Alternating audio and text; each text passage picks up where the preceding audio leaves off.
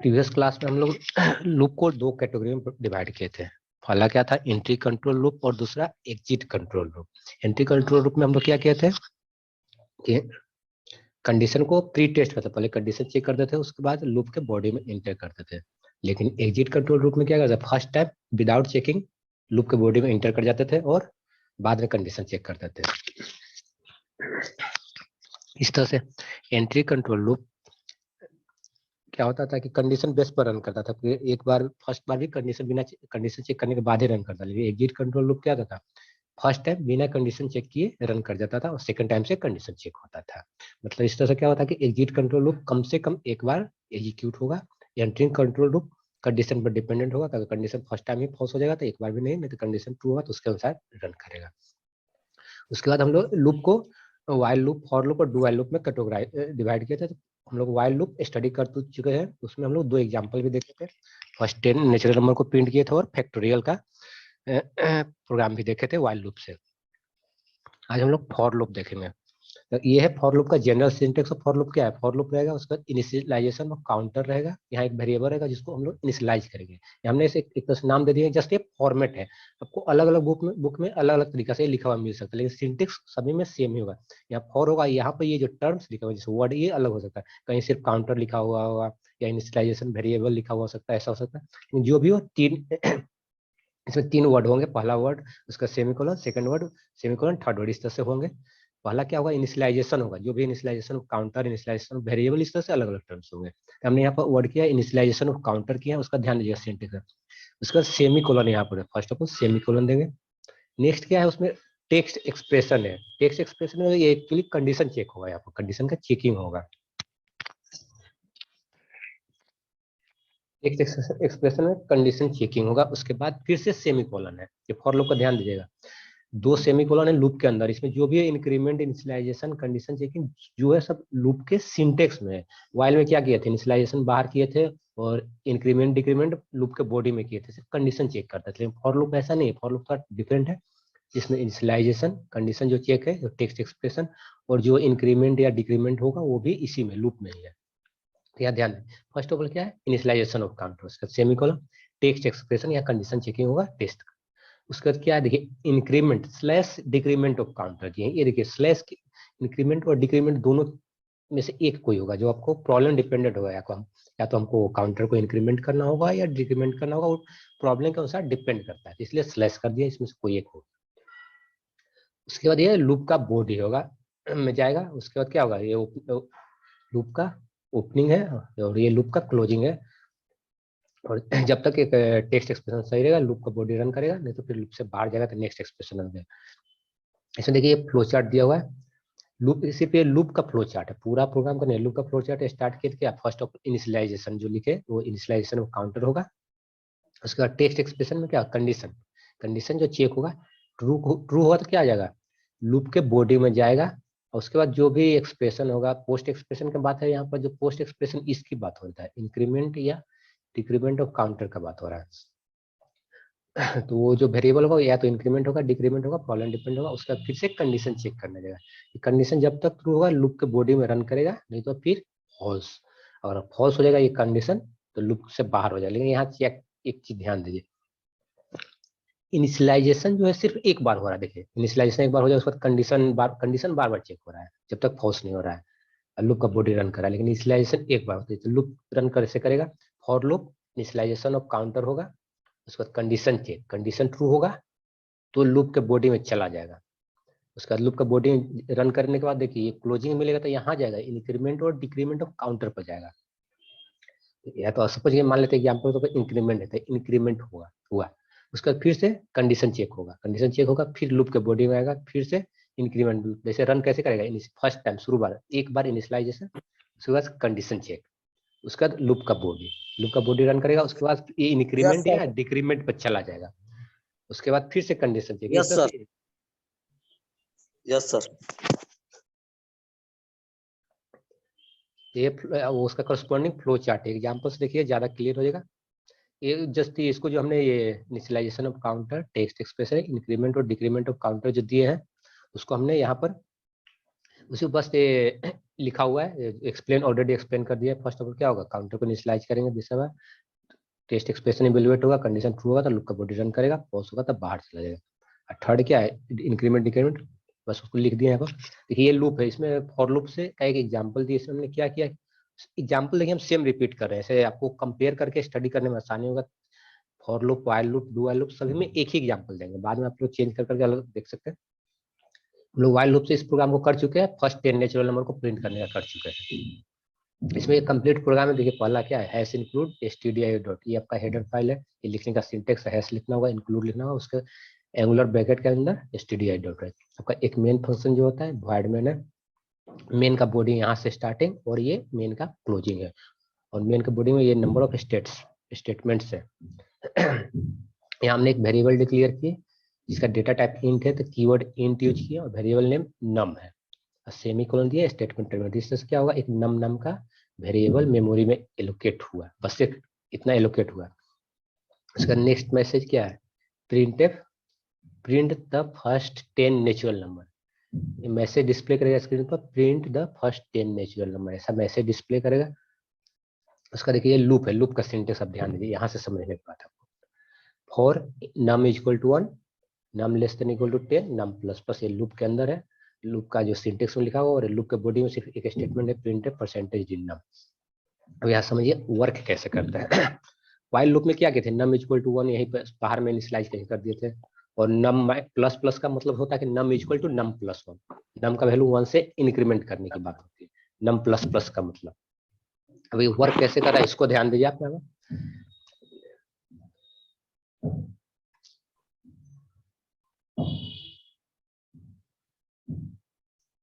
Work कैसे करें ध्यान दीजिए। फर्स्ट ऑफ ऑल इनिशियलाइजेशन होगा, condition checking, body of loop, ये याद रखिए। फिर बॉडी ऑफ लूप के बाद फिर से ये इंक्रीमेंट या डिक्रीमेंट, यहाँ इंक्रीमेंट पे जाएगा, उसका कंडीशन चेकिंग। शुरू में नम इक्वल टू 1 एक बार इनिशियलाइज होगा, ऑलरेडी वंस इनिशियलाइज होगा, नम इक्वल टू 1 होगा, नम का वैल्यू 1 है, 1 less than equal to 10, condition true हुआ, लूप का बॉडी में जाएगा। लूप के बॉडी में क्या है, प्रिंट परसेंटेज इन नम, नम का करंट वैल्यू कितना है 1, तो ये इस तरह से क्या हो गया, 1 यहाँ पर आपका स्क्रीन पर प्रिंट हुआ, ये 1 प्रिंट हुआ। उसका सिर्फ एक ही स्टेटमेंट है, क्लोजिंग जैसे लूप का मिलेगा तो कहाँ जाएगा, num plus plus. Num plus plus क्या था, num equal to num plus 1 का था, नम का वैल्यू 1 से इंक्रीमेंट करता था, नम प्लस प्लस, नम का वैल्यू 1 इनिशियलाइज हुआ था ना, नम का वैल्यू 2 हो गया। उसका फिर से जैसे नम प्लस प्लस वर्क करेगा, उसका कंडीशन फिर से चेक करने लगेगा, नम का value 2 less than equal to 10, condition अभी भी ट्रू है तो लूप के बॉडी में जाएगा, सिंगल स्टेटमेंट क्या, प्रिंट है परसेंटेज इन नम, नम का वैल्यू प्रिंट करेगा, नम का करंट वैल्यू 2 है, 2 प्रिंट कर देगा। फिर से क्लोजिंग पर जाएगा, क्लोजिंग जाएगा तो फिर से नम प्लस प्लस करेगा, नम प्लस प्लस तो 2 से क्या किया, 3 किया, 3 लेस देन इक्वल टू 10 होगा, कंडीशन अभी भी ट्रू है, तो फिर से नम का वैल्यू प्रिंट करेगा, इस बार 3 प्रिंट करेगा, इस तरह से प्रिंट करता है, हर एक बार इंक्रीमेंट करके प्रिंट करता है। सपोज ये नम का वैल्यू अभी 9 प्रिंट कर दिया, फिर नम का वैल्यू 9 प्रिंट किया, फिर से क्लोजिंग आया तो नम प्लस प्लस क्या करें, नम का वैल्यू 10 कर दिया, 10 लेस देन इक्वल टू 10 हुआ, कंडीशन अभी भी ट्रू है तो प्रिंट परसेंटेज नम। जैसे परसेंटेज डी फेच होगा तो क्या होगा, वेरिएबल को सर्च करेगा तो वेरिएबल क्या, नम मिलता था, नम का वैल्यू 10 प्रिंट कर दिया। फिर ये क्लोजिंग जैसे मिलेगा कहाँ जाएगा, यहाँ इंक्रीमेंट पर, नम प्लस प्लस 10 से 10 प्लस प्लस किया क्या होगा, 11 हो जाएगा, 11 less than equal to 10, condition false होगा। कंडीशन फॉल्स जैसे ही होगा, ये लूप के बॉडी में इंटर नहीं करेगा, लूप के बॉडी से बाहर चला जाए, बाहर में यहाँ सीधे लूप का बॉडी यहाँ पर बाहर खत्म हो रहा है, यहाँ जाएगा, यहाँ पर उसको स्टेटमेंट एक मिल जाता है, क्या स्टेटमेंट है, प्रिंटफ बैकस्लैश है, the first 10 natural number has been printed, तो ये बैकस्लैश है, न्यू लाइन कैरेक्टर, जस्ट यहाँ से कर्सर को यहाँ मूव कर रहा है, अगले लाइन है, और मैसेज क्या है, द फर्स्ट 10 नेचुरल है numbers have been printed, a message print हो जाएगा। इस तरह से ये फॉर लूप काम करता है। फॉर लूप का हमेशा जब भी एक चीज ध्यान रखेगा, initialization, condition checking, body of loop, उसके बाद increment, condition checking, body of loop, increment, condition checking, body of loop, जब तक कंडीशन ट्रू रहेगा ऐसे वर्क होता रहेगा। जैसे ध्यान, इनिशियलाइजेशन एक बार, कंडीशन चेकिंग बार बार होगा जब तक फॉल्स नहीं होगा, और ये भी इंक्रीमेंट भी बार बार होता रहेगा। तो ऑर्डर क्या है, initialization, condition checking, body of loop, increment, condition checking, body of loop, increment, condition checking, body of loop, ये ऑर्डर याद रखिएगा तो फॉर लूप आसान हो जाएगा, नहीं दिक्कत होगा। क्योंकि अभी देखिए, इसलिए अभी क्लियरली ध्यान दीजिए कि अभी सिंगल लूप है, बाद में आपको नेस्टिंग ऑफ लूप पढ़ना होगा। नेस्टिंग ऑफ लूप में क्या होगा, लूप के अंदर लूप वर्क करेगा, तो उसमें थोड़ा कम्प्लेक्सिटी बढ़ता चल जाएगा, तो आपको माइंड में थोड़ा ध्यान, उसको विजुलाइज करना थोड़ा डिफिकल्ट होता जाता है। इससे पहले एक सिंगल लूप क्लियर रहेगा तो ही आप नेस्टिंग ऑफ लूप क्लियर कर पाइएगा। तो फॉर लूप का सिंटेक्स हो गया, एग्जाम्पल हो गया। नेक्स्ट देखिए do while loop. Do while loop देखिए, डू व्हाइल लूप का ये सिंटेक्स दिया हुआ है, जनरल फॉर्म है। डू व्हाइल लूप का सिंटेक्स कैसे है, डू है मतलब कुछ नहीं चेकिंग करें, सिर्फ डू मतलब वर्क, काम करना। डू मतलब बॉडी ऑफ लूप में एंटर कर जाइए, डू बॉडी ऑफ लूप में एंटर करेंगे। उसके बाद एंड में क्या देख रहे हैं, while text expression, condition checking यहाँ हो रहा है। उसके बाद ध्यान दीजिए एक चीज, इसमें व्हाइल लूप डू व्हाइल में अंतर क्या है। डू व्हाइल लूप के एंड में यहाँ सेमी कोलन है, लेकिन व्हाइल लूप और फॉर लूप में कभी भी हम लोग सेमी कोलन यूज नहीं करते हैं। डू व्हाइल लूप के सिंटेक्स में इस तरह से डिफाइन किया गया, लास्ट में आपको सेमी कोलन देना होगा, ये मिस मत कीजिएगा, सेमी कोलन लास्ट में रहेगा आपका। और डू व्हाइल लूप क्या है, एग्जिट कंट्रोल लूप, इसमें कंडीशन बाद में चेक होता है। फॉर लूप और while loop entry control loop है, और do while loop exit control loop है। एंट्री कंट्रोल लूप में कंडीशन शुरू में चेक होता है, और एग्जिट कंट्रोल लूप में कंडीशन बाद में चेक होता है। Do while loop exit control loop है, तो इसका फ्लोचार्ट क्या होगा, एग्जिट कंट्रोल लूप वाला होगा। ये फ्लोचार्ट सिर्फ डू व्हाइल लूप का है पूरा। डू व्हाइल लूप में क्या कहते हैं, स्टार्ट किए बॉडी ऑफ लूप में, सीधे डायरेक्ट बॉडी ऑफ लूप में एंटर कर दिया, जो स्टेटमेंट है आंख बंद करके फर्स्ट टाइम रन हो गया। उसके बाद कंडीशन चेक हो रहा है, condition, if condition is true body of loop, ये एक्सप्रेशन ट्रू होगा तो बॉडी ऑफ लूप में जाएगा, फॉल्स होगा तो सीधे लूप से बाहर चला जाएगा। मतलब do body of loop while एक टेस्ट एक्सप्रेशन इसका कुछ वैल्यू आएगा, अगर ट्रू होगा तो फिर से लूप में जाएगा, नहीं तो बाहर चला जाएगा। ये हो गया डू वाइल लूप का, ये डू वाइल लूप का जनरल फॉर्म है, और ये उसका करस्पॉन्डिंग फ्लो चार्ट है।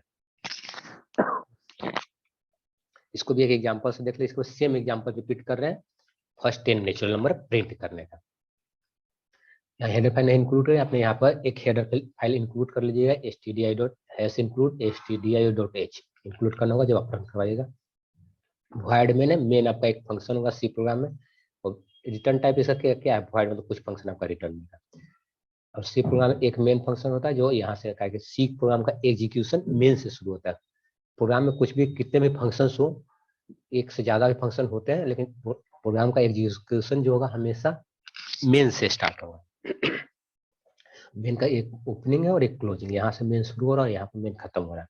फर्स्ट स्टेटमेंट क्या दिया हमने, int num is equal to 1, इसमें देखिए नम एक वेरिएबल डिक्लेयर किया, उसको 1 से इनिशियलाइज भी कर रहे हैं एक बार। लेकिन फॉर लूप में क्या किए थे, फॉर लूप में सिर्फ डिक्लेयर किए थे, इनिशियलाइजेशन वैल्यू लूप के अंदर किए थे, लेकिन डू व्हाइल लूप में पहले ही करना पड़ेगा। Int num is equal to 1 मतलब एक नम का वेरिएबल मेमोरी एरिया एलोकेट हुआ, उसमें 1 वैल्यू हो गया। उसका एक जस्ट मैसेज दिए, प्रिंटफ डबल कोट में जो लिखे एज इट इज प्रिंट होगा, print the first 10 natural number, इतना ही तक प्रिंट होगा। बैकस्लैश एन ये न्यू लाइन करेक्टर है, प्रिंट नहीं होगा, बस क्या करेगा आपको कर्सर का मूवमेंट जैसे प्रिंट करके यहाँ पर कर्सर पहुंचाना, तो बैकस्लैश एन क्या करेगा, कर्सर को अगले लाइन में पहुंचा देगा, कर्सर को यहाँ पहुंचा के छोड़ देगा। इसको न्यू लाइन कैरेक्टर बोलते हैं, बैकस्लैश और एन दोनों को एक साथ मिलाने के बाद। ये सेमीकोलन आपका स्टेटमेंट को यहाँ टर्मिनेट कर दिया। उसका देखिए डू है, उसका ये डू वाइल लूप है, तो यहाँ बॉडी स्टार्ट हो रहा है डू को, और यहाँ पर एंडिंग हो रहा है। इस देखिए डू वाइल लूप के बॉडी में कितने स्टेटमेंट है, 2 स्टेटमेंट, पहला प्रिंट है परसेंटेज इन नम, और दूसरा स्टेटमेंट है num equal to num plus 1। देखिए फर्स्ट ऑफ ऑल नम का वैल्यू यहाँ 1 है, सीधे क्या किया, डू मतलब बॉडी ऑफ लूप में इंटर कर गए, पहली बार डायरेक्टली एंटर कर जा रहे हैं, कोई कंडीशन चेक नहीं हो रहा है। एंटर करेंगे तो क्या मैसेज मिल रहा है, इसको प्रिंट परसेंटेज डी मिलेगा, तो क्या होगा, वेरिएबल का वैल्यू को प्रिंट करने का सिंटेक्स है। जैसे परसेंटेज डी को कंपाइलर फेच करेगा, वो आगे सर्च करेगा वेरिएबल के, आगे वेरिएबल कौन सा वेरिएबल मिलता है, नम, तो ये क्या करेगा, नम के वैल्यू को प्रिंट कर देगा। जैसे नम मिलेगा तो नम के वैल्यू को प्रिंट करता है। नम का वैल्यू क्या है, देखिए 1 से इनिशियलाइज किए थे ना, नम का वैल्यू 1 यहाँ प्रिंट हो जाएगा। अगला स्टेटमेंट क्या है, num equal to num plus 1, num equal to num plus 1, num equal to 1 plus 1, num का वैल्यू 2 हो गया। अब उसके बाद देखिए while num less than equal, अब कंडीशन चेक करें, नम का वैल्यू क्या है 2 less than equal to 10, condition तो ट्रू हुआ, तो कंडीशन ट्रू होगा तो फिर से लूप के बॉडी में जाएगा, लूप के बॉडी में जाएगा तो क्या करेगा, नम के वैल्यू को प्रिंट करेगा, नम का वैल्यू अगर मैं 2 है, 2 प्रिंट करेगा। फिर क्या करना, नम का वैल्यू 1 से इंक्रीमेंट करके 3 किया, या while 3 less than equal to 10, condition अभी भी ट्रू हुआ। तो कंडीशन ट्रू हुआ तो क्या किया, फिर से लूप के बॉडी में इंटर कर देता चला। जब तक ये कंडीशन ट्रू रहेगा लूप के बॉडी में इंटर करता चला। सपोज कि कंडीशन ट्रू होते होते हमने 8 तक प्रिंटिंग कर लिया, 8 को प्रिंट किया, नम इक्वल टू 8 + 1, नम का वैल्यू 9 हुआ, 9 लेस देन इक्वल टू 10, अभी भी कंडीशन ट्रू है। तो फिर से लूप के बॉडी में जाएगा, नम का वैल्यू अभी 9 है, नम का वैल्यू 9 प्रिंट करेगा, उसका num equal to num plus 1, num equal to 9 + 1 10 हुआ। तो वाइल 10, नम का वैल्यू 10 है, 10 लेस देन इक्वल 10, अभी भी कंडीशन ट्रू है। तो फिर से लूप के बॉडी में जाएगा, लूप के बॉडी में 2 स्टेटमेंट है, दोनों को एग्जीक्यूट करेगा। पहला स्टेटमेंट प्रिंट परसेंटेज डी कमा देगा नम है, नम के वैल्यू को ये प्रिंट करने का सिंटेक्स है। नम का वैल्यू को प्रिंट करके क्या किया, 10 प्रिंट किया, नम इक्वल टू 10 + 1, नम का वैल्यू अब 11 हो गया। तो जैसे 11 होगा तो यहाँ चेक करेगा, फिर से करना, while 11 less than equal to 10, तो 11 लेस देन इक्वल टू 10 है, ना ही वो बराबर है ना ही छोटा है, तो ये कंडीशन क्या हुआ, वाइल का कंडीशन फॉल्स हुआ। तो कंडीशन फॉल्स हुआ तो ये डू वाइल लूप से बाहर चला जाएगा। बाहर में उसको अगला स्टेटमेंट क्या है, printf backslash the first 10 natural have been printed, just एक मैसेज देगा, the first 10 natural numbers have been printed. अंतर देखिए यही सिर्फ है कि डुअल लूप में क्या किए, फर्स्ट टाइम बिना कंडीशन चेक किए हुए लूप के बॉडी में एंटर कर दे गए। और दूसरा डिफरेंस क्या है, वाइल के एंड में देखिए यहाँ सेमी कोलन है, ये सिंटेक्स जो लिखे हैं, और वाइल लूप में नहीं होता था, फॉर लूप में नहीं होता था। ये थोड़ा सा डिफरेंस है, थोड़ा ध्यान में रखना होता है। कभी कभी पूछता है वाइल लूप और फॉर लूप में अंतर क्या है, तो क्या है, वाइल लूप क्या है, एंट्री कंट्रोल लूप है, डुअल एग्जिट कंट्रोल लूप है। वाइल लूप में सेमीकोलन का यूज नहीं होता है, डुअल लूप में सेमीकोलन का यूज होता है। वाइल लूप कंडीशन का डिपेंड होगा, फर्स्ट टाइम ही कंडीशन फॉल्स हो गया तो एक बार भी रन नहीं करेगा। डुअल लूप में कंडीशन फॉल्स भी होगा फिर भी एक बार कम से कम रन करेगा। ये तो अपने दोनों 10 नंबर नेचुरल नंबर प्रिंट करने का प्रोग्राम था। एक और जो फैक्टोरियल का भी प्रोग्राम देख लेते हैं, जस्ट इसको हम लोग फैक्टोरियल का भी प्रोग्राम डुअल से देख लेते हैं थोड़ा। तो डुअल से देख लेते हैं फैक्टोरियल का प्रोग्राम, जैसे फैक्टोरियल का लास्ट क्लास में भी हम लोग वाइल से देखे थे, आज डुअल से भी देख लेते हैं। इसमें आपको रन करवाने के लिए आपको हेडर फाइल इंक्लूड करना होगा। हेडर फाइल रिपीट कर देते हैं, बहुत सारा क्यों इंक्लूड करते हैं, हेडर फाइल्स में बहुत सारे हमारे लाइब्रेरी फंक्शंस और सिंटेक्स डिफाइंड है। उसको इंक्लूड करने से आपके सी कंपाइलर को समझ में आने लगता है कि जैसे स्कैनफ, डू, वाइल, ये सब कीवर्ड क्या है, कैसे वर्क करता है। जैसे इंट डेटा टाइप का है, आपका हेडर फाइल का नाम क्या है, हैश इंक्लूड लिखेंगे, ये सिंटेक्स इसको ऐड करने का, हैश इंक्लूड लिखना है, और डबल कोट के अंदर हेडर फाइल लिख देते हैं, जैसे stdio। उसका नेक्स्ट ध्यान दीजिए, वॉइड मेन एक मेन फंक्शन होता है, सी प्रोग्राम में हमेशा एक ही मेन फंक्शन होता है, एक से ज्यादा मेन फंक्शन अलाउड नहीं है यूज करना। ये मेन का ये ब्रेस से, ओपनिंग ब्रेस से मेन शुरू हुआ और यहाँ क्लोजिंग ब्रेस से ये मेन का खत्म हो गया, मेन का बॉडी। ये मेन का बॉडी के अंदर जो सारा कोड है यहाँ पर इस प्रोग्राम में जो लिखा हुआ है, सारा कोड मेन के बॉडी के अंदर ही है। फर्स्ट स्टेटमेंट क्या है, कोई भी स्टेटमेंट सी का होता है जो सेमी कोलन से टर्मिनेट होता है। पहला स्टेटमेंट क्या है, int num comma fact equal to 1।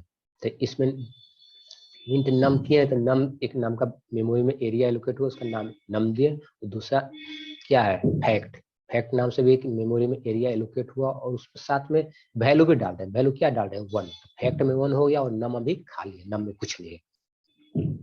Next है प्रिंटफ। प्रिंटफ फंक्शन यूज करते हैं स्क्रीन पर मैसेज देने के लिए या आउटपुट को डिस्प्ले करने के लिए। तो इसमें हमने प्रिंटफ, ये सिंटेक्स है, प्रिंटफ ही लिखना होगा, प्रिंट मत लिखिएगा, और सारे प्रिंटफ का अल्फाबेट स्मॉल में होगा। उसका स्मॉल ब्रैकेट के अंदर डबल कोट, डबल कोट के अंदर जो भी इंग्लिश में स्टेटमेंट लिखे एज इट इज ये प्रिंट होगा। तो एंटर द नंबर, आपके स्क्रीन पे एक मैसेज होगा, प्रिंट एंटर द नंबर, ऐसा मैसेज डिस्प्ले होगा। उसके बाद स्कैनएफ जो है आपका इनपुट फंक्शन, जिससे हम लोग सिस्टम को इनपुट देते हैं, जैसे कंप्यूटर या मोबाइल को इनपुट देना रहेगा तो scanf function C program use होगा। स्कैनएफ का सिंटेक्स स्कैनएफ स्मॉल ब्रैकेट के अंदर डबल कोट के अंदर परसेंटेज डी फॉर्मेट स्पेसिफायर है, वो भी किसका, इंटीजर के लिए यूज करते हैं। हमने यहाँ वेरिएबल डिक्लेयर किया इंटीजर, तो इसलिए परसेंटेज डी यूज करेंगे। डबल कोट बंद करेंगे, कमा देंगे, और देखिए एम्परसेंट नम दिए, क्योंकि नम नाम का एक हम वेरिएबल डिक्लेयर कर चुके हैं जिसमें कुछ वैल्यू है। अब जो भी हमने देखिए, जैसे ही इस लाइन को कंपाइलर फेच करेगा तो यहाँ पर वेट करता रहेगा आपका इनपुट देने का, जब तक इनपुट नहीं दीजिएगा आगे नहीं बढ़ेगा। तो ये जैसे परसेंटेज डी फेच करेगा और एम्परसेंड नम फैच करेगा, वेट करता है। जैसे आपको कुछ इनपुट किया, जैसे हमने यहाँ 5 कीबोर्ड से 5 प्रेस करके एंटर दिया, तो क्या होगा कि नम जो मेमोरी एरिया एलोकेट हुआ था उसमें 5 स्टोर हो जाएगा। हमने फैक्ट में तो क्या बाय डिफॉल्ट 1 स्टोर कर दिए थे, लेकिन नम में तो कुछ नहीं डाले थे। नम में जो एंटर करेंगे वो जाएगा, तो नम में क्या हो जाएगा, 5 इनपुट किए हैं या 5 इंटर किए, तो 5 नम का वैल्यू 5 हो गया है। अब नेक्स्ट देखिए, ए डू वाइल लूप का वर्क कैसे वर्क है। डू मतलब सीधा आंख बंद करके डू करना है, वर्क करना है, बिना चेक किए हुए, कंडीशन चेक किए हुए इसके बॉडी में एंटर कर दे। बॉडी में 2 स्टेटमेंट है, ये पहला स्टेटमेंट और ये दूसरा स्टेटमेंट।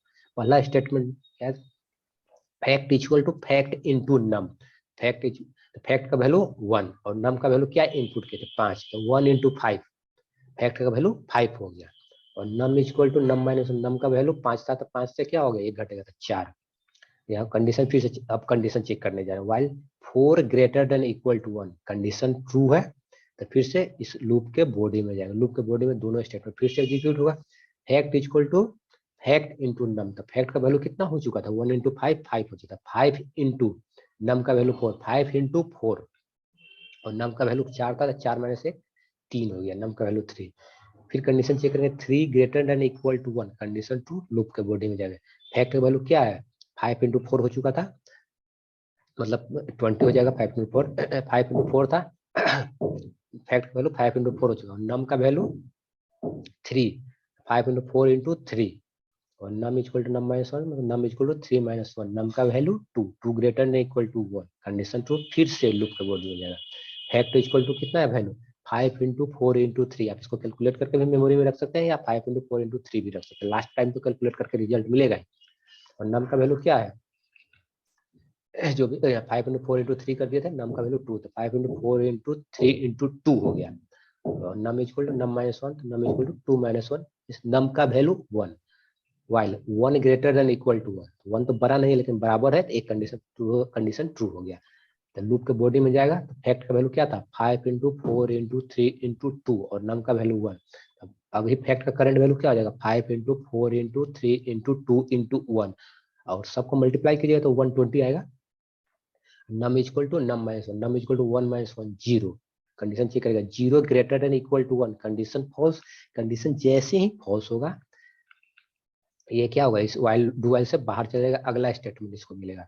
प्रिंट बैक स्लैश ने न्यू लाइन करेक्टर है, उसका फैक्टोरियल लिखा हुआ है, तो factorial as it is print होगा, इक्वल टू है लिखा हुआ, equal to as it is print. अब ध्यान दीजिए, यहाँ परसेंटेज डी है, परसेंटेज डी जैसे ही मिलेगा कंपाइलर को, ये आगे वेरिएबल सर्च करेगा, जो वेरिएबल रहेगा उसका वैल्यू प्रिंट। वेरिएबल क्या मिला, फैक्ट, तो फैक्ट का वैल्यू क्या था, 5 इंटू 4 इंटू 3 इंटू 2, उसको मल्टीप्लाई करने पर 120 आएगा, तो फैक्ट का वैल्यू 120 है, तो 120 ये प्रिंट कर देगा। इस तरह से क्या होता है कि हम लोग वेरिएबल का वैल्यू प्रिंट करने के लिए परसेंटेज यूज करते हैं, और फॉर्मेट स्पेसिफायर यहाँ डी यूज किए हैं, क्योंकि हमने डिक्लेयर किया है इंटीजर डेटा टाइप। और यही हमारा नंबर, जिस किसी प्रोग्राम में हमको फ्लोटिंग नंबर भी जैसे सिंपल इंटरेस्ट, या जिसमें जैसे कुछ प्रोग्राम फ्लोटिंग पॉइंट नंबर का यूज होता है, तो उस केस में हम लोग को यहाँ फ्लोट डिक्लेयर करना होगा। जैसे कैरेक्टर जहाँ यूज करना होगा, जैसे alpha A B C D ये सब यूज करना होगा, तो उसमें कैर डिक्लेयर करते हैं, कैर के लिए यहाँ परसेंटेज सी यूज करते हैं। अगर वही फ्लोटिंग पॉइंट नंबर रहता है, तो इसके लिए परसेंटेज एफ यूज करते हैं। इस तरह से हम लोग फॉर्मेट स्पेसिफायर, डेटा टाइप के अनुसार फॉर्मेट स्पेसिफायर चेंज होता चला जाता है। और ध्यान दीजिए, अभी तो हमने क्या किया, कैरेक्टर बोला, कैरेक्टर सिंगल अल्फाबेट बोलते हैं, A B, either A either B either C, सबको सिंगल कैरेक्टर बोलते हैं। यहाँ एक होता है स्ट्रिंग होता है, जैसे नेम आपका स्ट्रिंग हो गया, सपोज कर लीजिए किसी का नाम है मोहन, MOHAN, तो इसमें तो अल्फाबेट का कॉम्बिनेशन है, तो इसको कैरेक्टर नहीं बोलते, इसको स्ट्रिंग बोलते हैं। तो उसको प्रिंट करने के लिए फॉर्मेट स्पेसिफायर एस यूज होता है, वो अभी बाद के चैप्टर्स में आपको मिलेंगे, उसमें डिटेल्स में उसका डिस्कशन हो जाएगा स्ट्रिंग के बारे में। अभी आपको क्या, अभी तक तो प्रोग्राम में जनरली आप लोग इंटीजर ही यूज किया, धीरे धीरे आपको सिंपल इंटरेस्ट का प्रोग्रामिंग जब आएगा, तो उसमें आपको फ्लोटिंग पॉइंट नंबर से भी फैमिलियर हो जाएंगे। और कैरेक्टर जैसे इंडिविजुअल ABCD प्रिंट करना रहेगा एक एक करके, तो वो कैरेक्टर्स में चला जाएगा। और बार बार ध्यान दीजिए, वाइल डू वाइल तीनों और फॉर लूप, तीनों लूप में हमने एग्जांपल ऑलमोस्ट सेम दिया है, इसलिए सेम दिया है कि आपको उस पर कंपैरेटिव स्टडी कर सकते हैं। अगर एग्जाम्पल अलग हम दे सकते थे, लेकिन ये होगा कि ऐसे आपको थोड़ा सा कंफ्यूजन नहीं हो, इसलिए सेम एग्जाम्पल दिए कि व्हाइल लूप में वही देखिए सेम प्रोग्राम कैसे प्रिंट हुआ, डुअल लूप से वही सेम प्रोग्राम कैसे प्रिंट हुआ, फॉर लूप से वही सेम प्रोग्राम कैसे प्रिंट, सेम प्रोग्राम जैसे फर्स्ट 10 नेचुरल नंबर प्रिंट करने का प्रोग्राम सभी में सेम दिया हुआ है। व्हाइल लूप से भी इसको प्रिंट किए, फॉर लूप से भी प्रिंट किए और डू व्हाइल लूप से भी प्रिंट किए। ये तो आज हमने क्या किया, अभी तक सिंगल लूप पर, लास्ट क्लास और आज की क्लास में लाके क्या सिंगल लूप पर है, जिसमें एक बार में एक ही लूप यूज कर रहे थे। लेकिन आगे की क्लास जो नेक्स्ट क्लास हो गया उसमें आपको नेस्टिंग ऑफ लूप पर आएगा। नेस्टिंग ऑफ लूप में क्या होगा, इस लूप के अंदर लूप रन करेगा। तो उससे क्या हो, जैसे अगर फर्स्ट सपोज कीजिए अगर ये लूप, ये फॉर लूप के अंदर एक और फॉर लूप लगा चाहिए, आपका लूप बाहर वाला लूप 10 बार रन करा और अंदर वाला लूप 5 बार रन करा है, तो आपका लूप एक्चुअली टोटल टाइम्स कितना टाइम्स रन करेगा, 10 × 5 50 टाइम्स एक्चुअली एक तरह से रन करेगा। तो वो थोड़ा देखिए कम्प्लेक्सिटी बढ़ता जाएगा, लूप के अंदर लूप यूज कीजिएगा। अगर सपोज बाहर वाला लूप 10, अंदर वाला लूप 20 टाइम्स रन करा है, टोटल कितने टाइम्स रहेगा, बाहर वाला लूप एक बार रन करेगा, दूसरा वाला लूप अंदर का लूप 20 बार रन किया, फिर दूसरी बार के लिए भी 20 बार, तीसरी बार के लिए 20 बार, 10 बार के लिए अंदर वाला लूप 20 बार रन करेगा। तो इस तरह क्या हुआ, 10 × 20 200 टाइम्स एज रन करेगा। इस तरह से देख रहे हैं कितना कम्प्लेक्सिटी नेस्टिंग और लूप में बढ़ता चला जाएगा। ये तो 10